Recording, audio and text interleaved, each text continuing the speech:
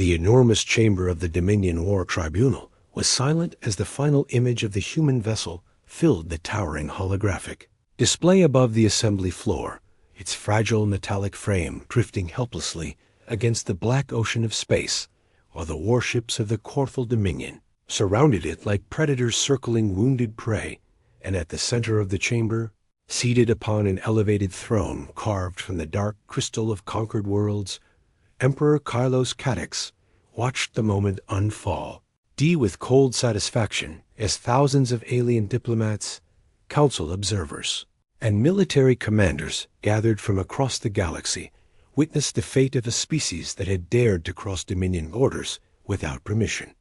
A broadcast had been deliberately arranged, a spectacle meant to reinforce the message that the Dominion tolerated no weakness and no insolence. And as the recording continued, the human ship attempted one final transmission, its signal crackling through the chamber's audio systems while the terrified but controlled voice of a human officer spoke in calm, steady tones requesting peaceful dialogue and safe passage for diplomatic negotiations, a request that was answered not with words, but with light as the Dominion battlecruiser behind the vessel unleashed a single concentrated plasma lance that tore straight through the ship's hull, igniting the small craft into a blossoming sphere of white fire that expanded silently across the void before collapsing into fragments of molten debris drifting through the darkness. The chamber erupted with approving murmurs and satisfied hisses from Dominion officials, many of whom viewed the execution as little more than routine enforcement of imperial authority. But Kylos Cadex slowly rose from his throne, towering above the assembly with a posture of absolute dominance as he lifted one clawed hand and allowed the celebration to quiet, his voice carrying through the chamber with theatrical gravity as he declared that destruction of the human vessel would serve as a lesson to every emerging civilization that believed the Dominion's borders were open for negotiation, explaining that lesser species must first learn their place before daring to approach the empire that ruled half the known spiral arm. And as the image of the burning ship faded behind him, he announced that humanity would soon receive the same choice offered to countless others before them: surrender to Dominion authority or face complete annihilation. Yet among the applauding officers, one figure remained still and silent near the edge of the chamber: Dominion strategic advisor Jal Como, whose gaze had never left the final moments of the recording, because just before the human ship was destroyed, the camera had captured something that no one else in the room seemed to notice. The human captain had not looked afraid, had not begged for mercy, and had not even attempted to flee.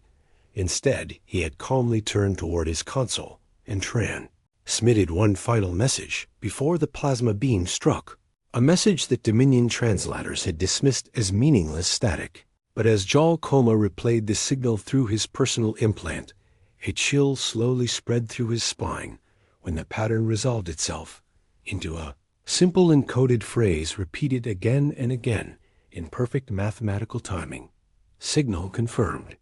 Phase 1 complete. And the architect of the plan himself,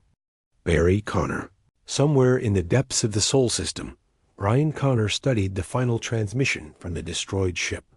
Then he gave a single order: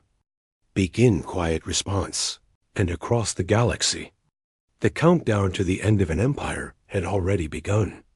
The destruction of the human exploration vessel should have ended the matter entirely, at least according to the calculations of Emperor Kylos Cadex and the Dominion War Council, because for centuries the Corthal Dominion had maintained control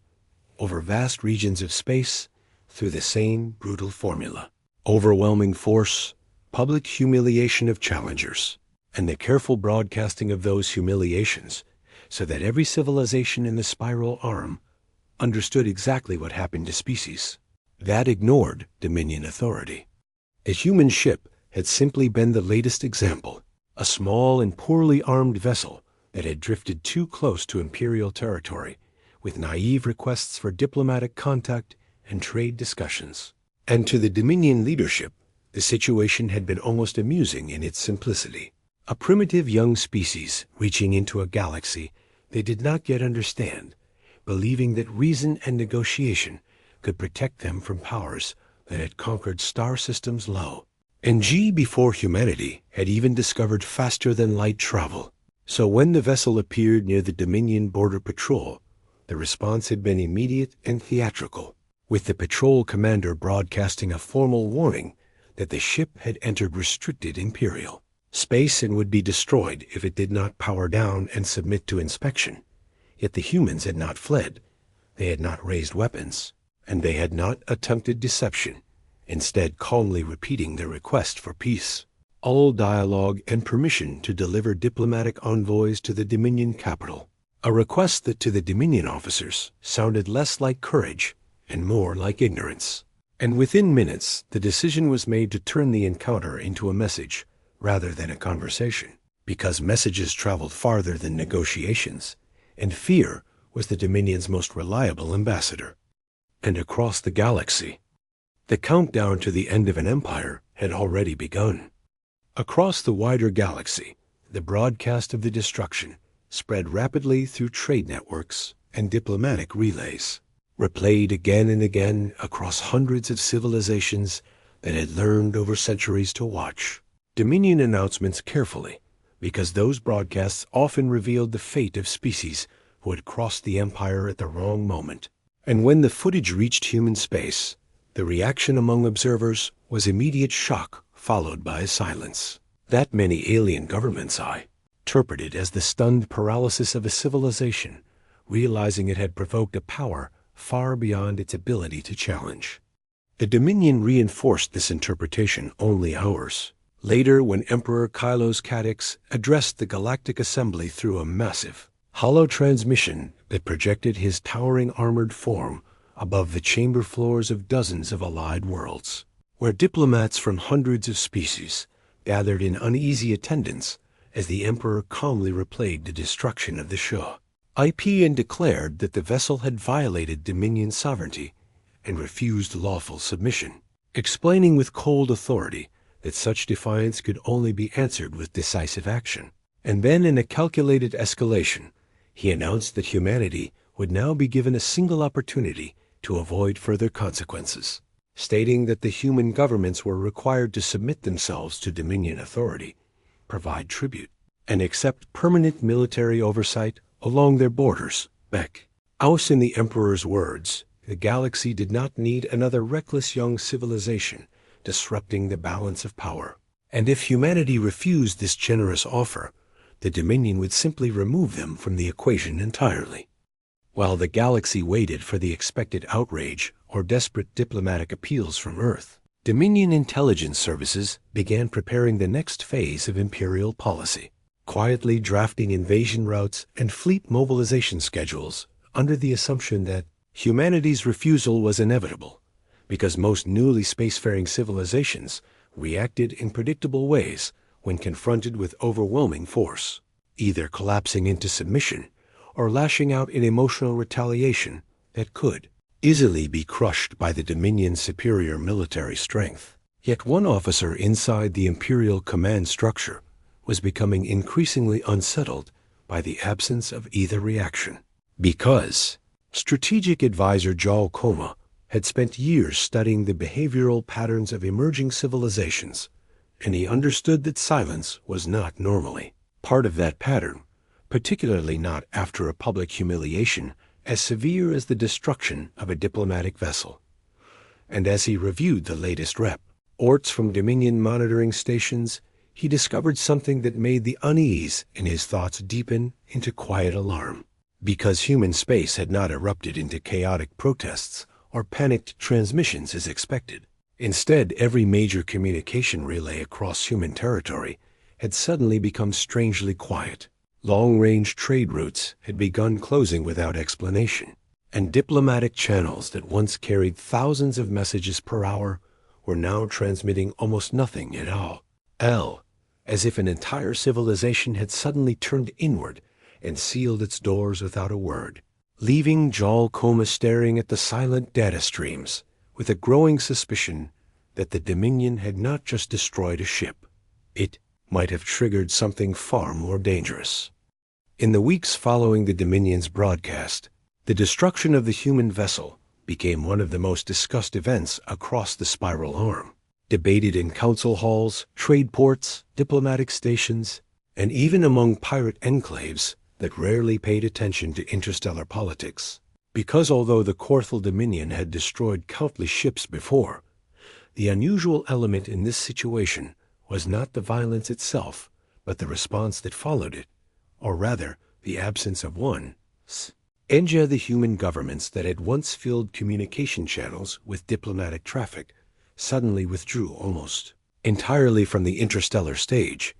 closing embassies, recalling envoys, and shutting down open transmission frequencies that alien diplomats had grown accustomed to hearing from Earth's many governments and alliances. A silence that spread slowly but unmistakably across human-controlled space like a dark curtain, being drawn over a once lively region of the galaxy. And this UET transformation unsettled many observers who had initially expected outrage or desperate negotiation, because the history of emerging civilizations suggested that humiliation usually provoked emotional reactions, public protests, and urgent appeals to galactic councils for protection or arbitration. Yet humanity did none of those things, choosing instead to disappear from diplomatic visibility so completely that some alien analysts began to wonder if the species had simply collapsed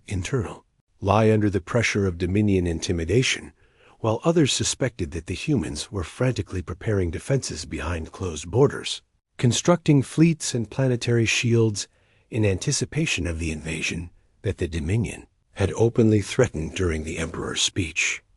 Inside the war chambers of the Corthal Dominion, however, the silence was interpreted very differently, because Emperor Kylos Cadex and his military commanders believed the humans had already revealed their true nature through their lack of response, interpreting the quiet withdrawal as the predictable fear of a young species that had just witnessed the destructive capability of an empire that controlled thousands of warships and hundreds of fortified star systems. And in the Emperor's view, the absence of retaliation only confirmed what the Dominion had always believed about newly discovered civilizations, that they were bold when they believed themselves unchallenged, but quick to retreat when confronted with undeniable power. So the War Council moved forward with preparations for what they called the Human Compliance Campaign, a carefully planned operation designed not to exterminate humanity entirely, but to break its independence through overwhelming military presence, seizing Severa, L-key star systems near human borders, and forcing Earth's governments to accept permanent Dominion oversight in exchange for the survival of their species. And while the admirals debated invasion routes and logistics projections, they spoke about humanity with the dismissive tone reserved for civilizations that had already been defeated in principle, comparing the situation to dozens of earlier campaigns in which young interstellar cultures had collapsed after the first demonstration of Dominion strength. Only one voice inside those discussions consistently urged caution, and that voice belonged to strategic advisor Jal Koma, whose concerns grew stronger with each passing day as he reviewed the quiet reports arriving from monitoring outposts near human territory. Because although the diplomatic silence suggested fear on the surface, the deeper intelligence data told a far stranger story that did not resemble panic or collapse at all, since the long-range sensors watching human space had begun noticing unusual patterns of movement occurring far beyond normal trade routes, small but persistent signatures appearing and disappearing in regions that had previously been empty, energy bursts that resembled controlled hyperspace transitions, but without the recognizable signatures of civilian traffic, and occasional sensor distortions that vanished before they could be properly analyzed. Events that Dominion technicians initially dismissed as equipment errors until Jal Koma began comparing them against archived recordings from the destroyed human vessel, where he discovered something unsettling hidden inside the ship's final transmissions. Because embedded within the apparently meaningless signal that the humans had broadcast moments before their destruction were fragments of encrypted coordinates that matched several of the mysterious sensor events now appearing near Dominion territory. A realization that forced Jal Koma to confront a possibility he had been trying to ignore since the day he watched the recording in the tribunal chamber. The possibility that the destruction of the human ship had not been the beginning of the conflict at all, but merely the moment when humanity had quietly confirmed that their plan was already in motion. The first Dominion outpost to disappear was so small that its loss barely registered in the Empire's vast military bureaucracy. A remote supply depot orbiting a lifeless star at the edge of an unimportant shipping corridor, where automated warehouses stored fuel and ammunition for patrol fleets that rarely encountered anything more dangerous than smugglers or wandering traders. And when the outpost suddenly stopped responding to routine status requests, the incident was initially categorized as a technical malfunction rather than a military emergency, prompting a nearby patrol cruiser to investigate the silence and restore communications if necessary. Yet when the cruiser arrived several hours later, its crew found the station drifting powerless through space. Its reactor cold, its defensive systems disabled, and every data core inside the facility wiped completely clean, as if someone had carefully removed every piece of operational information before abandoning the structure to float left. Ellis in orbit, an outcome that baffled the patrol officers because the depot had shown no signs of battle damage, and the automated security drones that should have defended it were simply gone without any record of where they had gone or what had taken them, leaving the cruiser's captain to file a confused report about equipment failures and unexplained data corruption that would soon be buried beneath thousands of other routine maintenance logs across the Dominion network. Over the following weeks, similar incidents began appearing in other regions of Dominion space, always small at first and always difficult to explain, because navigation relay buoys along long-distance shipping lanes started dropping offline one by one, forcing cargo vessels to rely on outdated star charts while technicians attempted to restore the missing signals. And then several automated refueling depots experienced sudden system failures that shut down their reactors and locked out all remote E-access commands, leaving Dominion engineers scrambling to regain control, while supply convoys were forced to reroute through longer and less efficient corridors. Yet the strangest part of these events was that none of them looked like sabotage in the traditional sense, since there were no signs of explosive damage, no hostile ships detected by defense grids, and no distress calls from security personnel. Only quiet malfunctions that appeared and vanished across the Empire's infrastructure like invisible hands gently removing pieces from an enormous machine. And while most Dominion officials dismissed the growing pattern as coincidence or technical decay within aging systems, strategic advisor Jal Koma had already begun assembling a far more troubling interpretation of the events. Because every time a station failed or a relay vanished, he compared the location to the Fae, encrypted coordinates hidden inside the human ship's final transmission, and each time he ran the analysis, the result W as the same unsettling confirmation that the coordinates corresponded perfectly with the systems now experiencing mysterious disruptions. Far beyond Dominion territory, inside a quiet command facility buried deep beneath the mountains of Earth, the silence that had unsettled the galaxy concealed a level of activity that few outside humanity could have imagined. Because while alien governments speculated about fear and surrender, the human leadership had spent those same weeks coordinating the most complex military preparation in the species' history, gathering intelligence reports transmitted by thousands of autonomous reconnaissance CE probes that had been secretly deployed months earlier by the exploration vessel destroyed near the Dominion border. Probes that had spread across Imperial space like microscopic seeds drifting through the void, quietly mapping star systems, monitoring fleet movements, and infiltrating communication relays before transmitting their findings back to Earth through quantum-entangled channels that could not be intercepted or traced,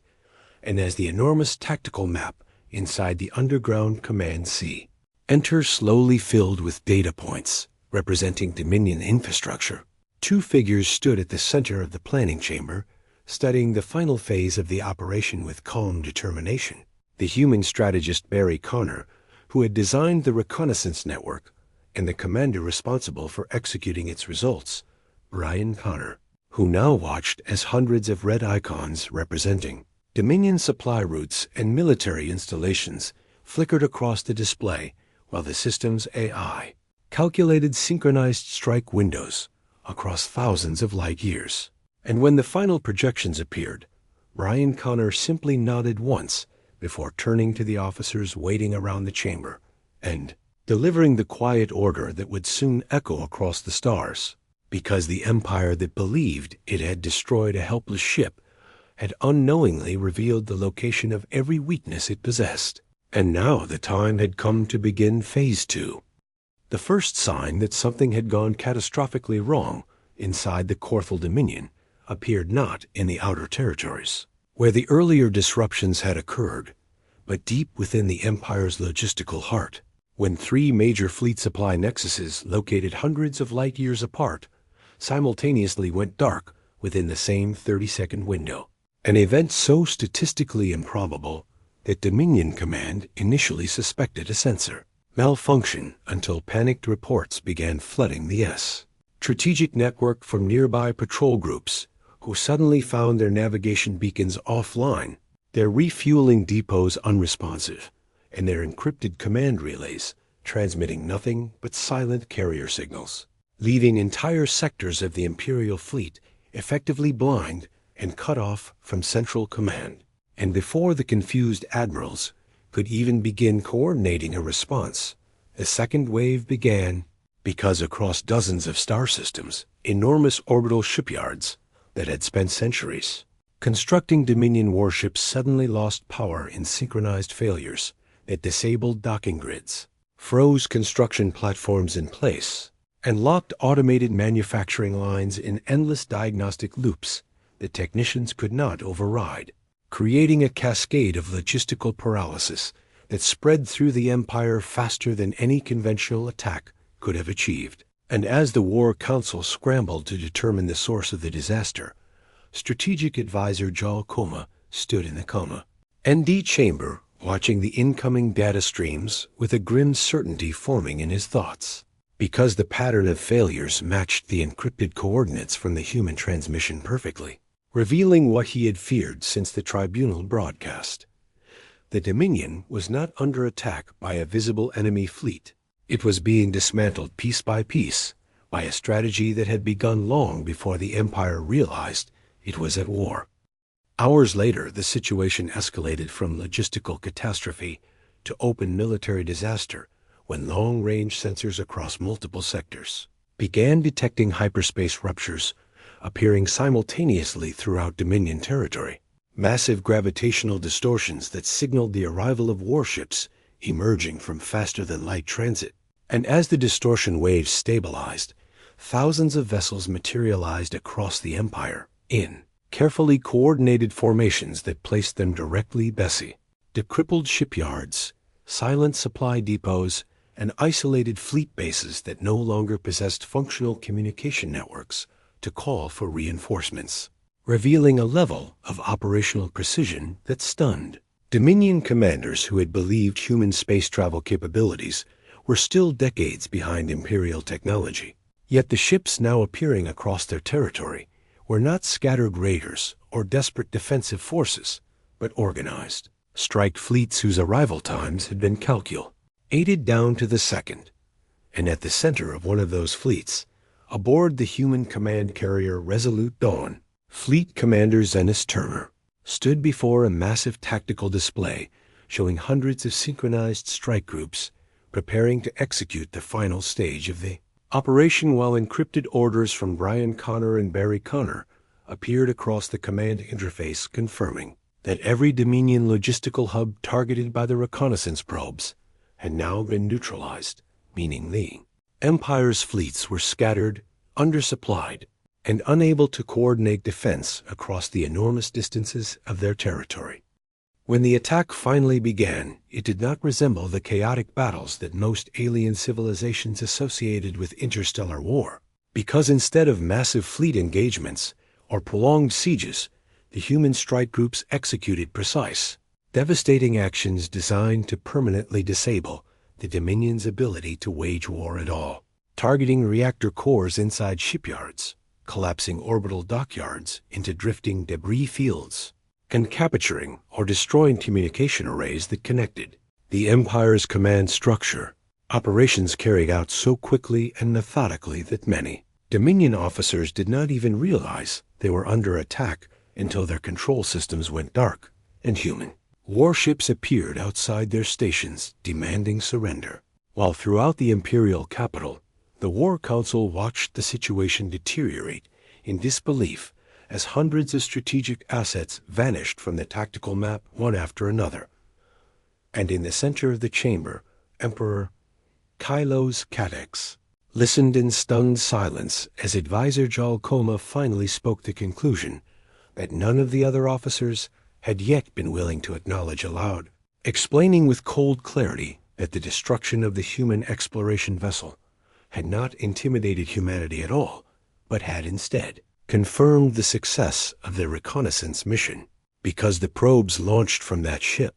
had mapped the Dominion's entire military infrastructure, months before the Empire even knew humans were watching. Eoning the attack unfolding across their territory was not a desperate retaliation, but a carefully calculated dismantling of the Empire itself.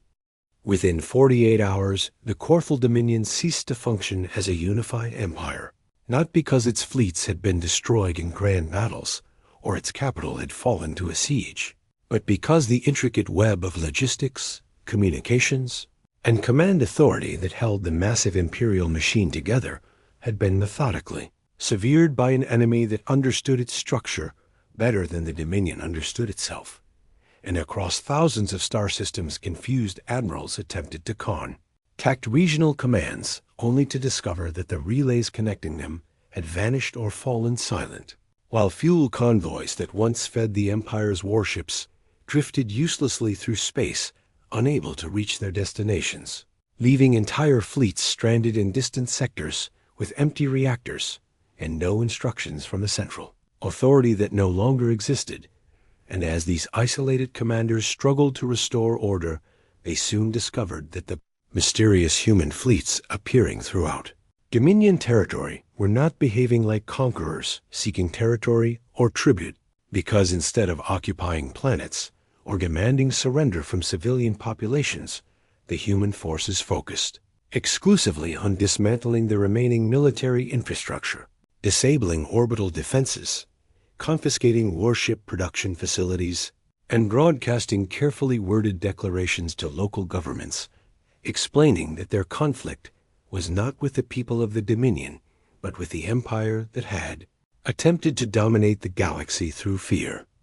At the heart of the collapsing Empire, inside the towering halls of the Dominion capital, Emperor Kylos Kadex watched the tactical display of his once vast domain flicker into darkness system by system, as the last remaining communication nodes failed to transmit coherent data, leaving the War Council chamber illuminated only by scattered fragments of information that revealed the scale of the disaster unfolding across Imperial space. And for the first time in his long reign, the Emperor found himself confronting a reality that no Dominion ruler had faced in centuries: the realization that the Empire's enemies had not challenged its power through reckless confrontation, but had instead studied it patiently until they understood exactly which pieces needed to be removed for the entire structure to collapse under its own weight.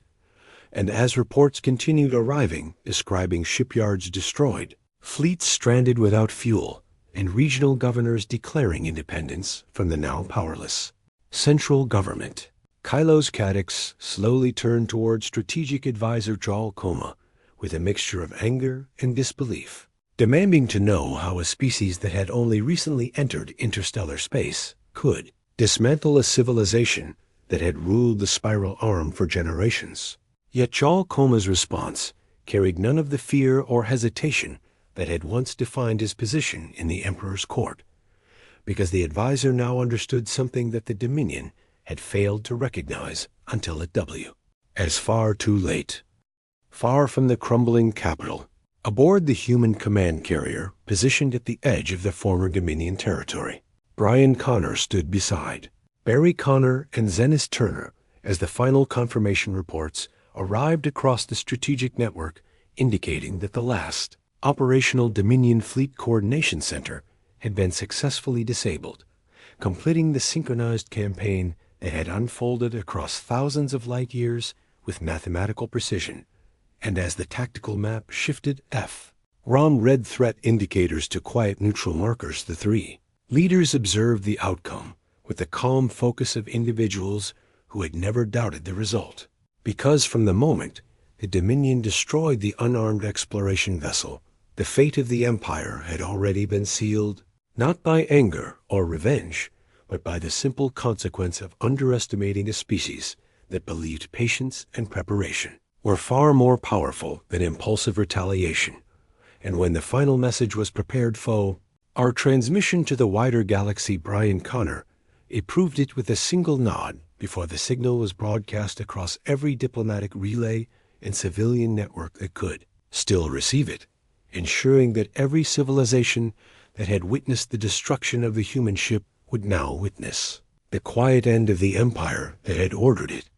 Across the spiral arm, the collapse of the Corthal Dominion became a lesson studied by historians, strategists, and diplomats for generations, not because the fall of empires was unusual in galactic history, but because of the way this particular empire had been defeated. The Dominion had expected humanity to behave like every other young civilization it had encountered before, emotional, predictable, and desperate when confronted by overwhelming power. They believed that destroying a single ship would frighten humanity into submission or provoke a reckless retaliation that could easily be crushed by their superior fleets. What they never considered was that humanity might respond in a completely different way. Humans did not shout threats across the stars. They did not rush into battle driven by wounded pride. They did something far more dangerous. They watched. They studied. They prepared. When the Dominion destroyed the exploration vessel, humanity did not see it as the beginning of a war. They saw it as confirmation that the Empire had revealed its true nature. A civilization that ruled through fear had made the mistake of demonstrating its arrogance publicly, and in doing so, it exposed the one weakness that every tyrannical system shares: overconfidence. The ship that the Dominion destroyed had not been helpless. It had been observing, mapping, learning. Every star system it passed, every relay it scanned, every fleet route it recorded had quietly built a complete picture of the Empire's structure. By the time the plasma beam tore through its hull, the most important part of its mission had already been completed. The Dominion believed they had sent a message to humanity. In reality, humanity had already received the message they needed. And when humans respond to injustice, they rarely respond quickly. They respond decisively. The collapse of the Dominion did not come through glorious battles or heroic last stands. It came through patience, intelligence, and the refusal to underestimate the value of preparation. In less than 2 days, the empire that had ruled half the spiral arm for centuries simply stopped functioning. Not because humanity sought conquest, but because humanity refuses to allow intimidation to define its future. In the years that followed, a new phrase quietly spread through diplomatic circles across the galaxy whenever a powerful empire considered threatening the young civilization from Earth. It was a warning, a reminder, a lesson written in the ruins of the Dominion. Never mistake human silence for weakness.